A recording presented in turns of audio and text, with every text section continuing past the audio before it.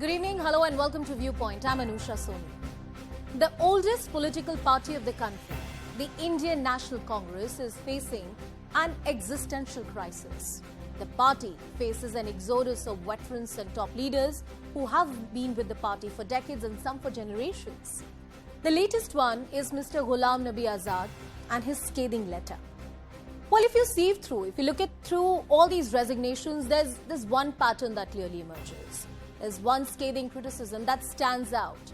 A coterie which seems to be running the Congress party while senior leaders have been sidelined.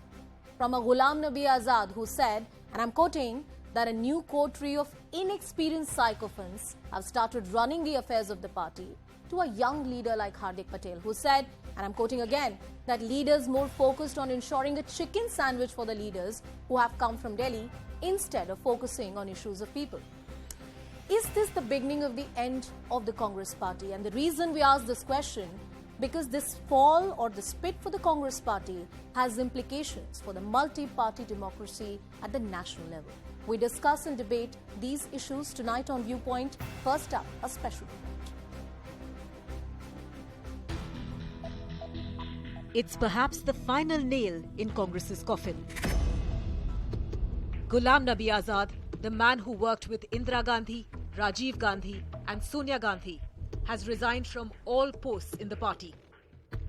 In a 5-page resignation letter to interim President Sonia Gandhi, Ghulam Nabi Azad all but attributed Rahul Gandhi as the reason for his exit, calling him childish, immature, non-serious.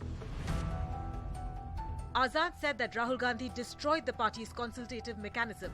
He sidelined all senior and experienced leaders in the party and replaced them with a new coterie of inexperienced sycophants.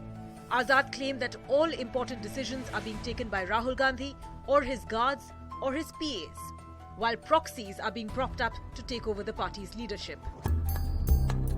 He also pointed out specific instances of Rahul Gandhi's erratic behavior, like how the tearing up of a UPA ordinance in 2013 was childish and immature, or that he resigned in a huff after Congress badly lost the 2019 Lok Sabha elections.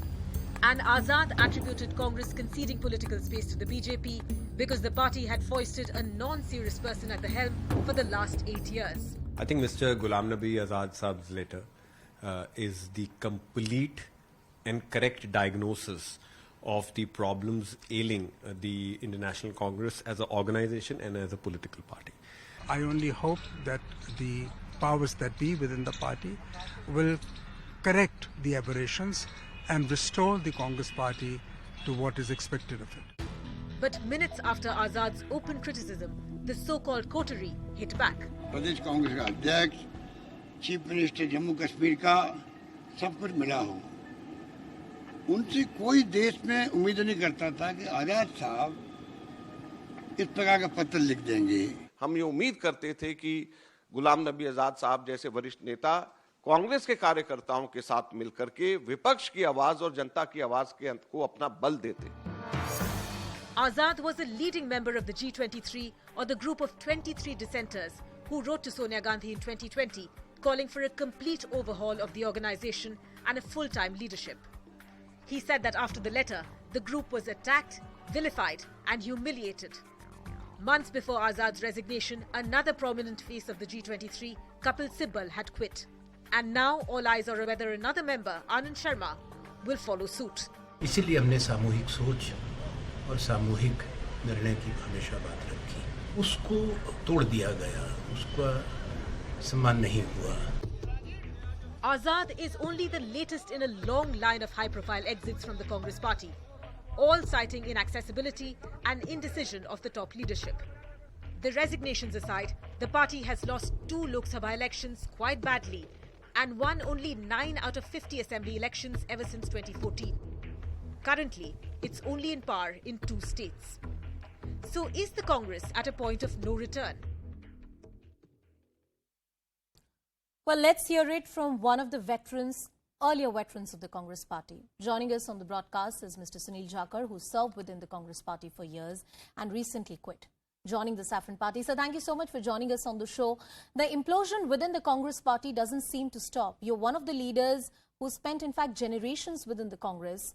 With the exit of Ghulam Nabi Azad, once again a question emerges: why are so many veteran Congress leaders quitting the grand old party?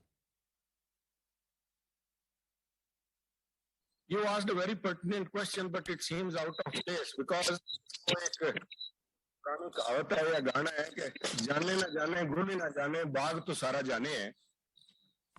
Only person who doesn't seem to realize within Congress is the Congress High Command.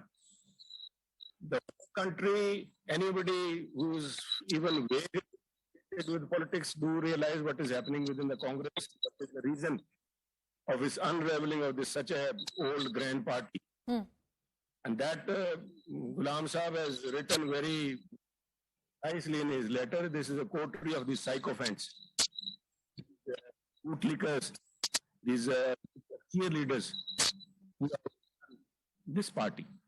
And I think this has led to, and I think as far as you ask a pertinent question about why has Mr.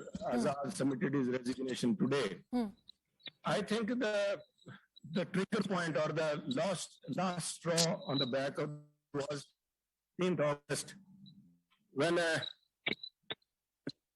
cheerleader hoisted the flag at headquarters in Akbar Road. This person who was picked was a group of the leader of the cheerleaders, ignoring the senior most CWC member in Congress, that is Mr. Ghulam Nabi. If Mrs. Gandhi was not well, which is understood, or maybe she was away even at that time,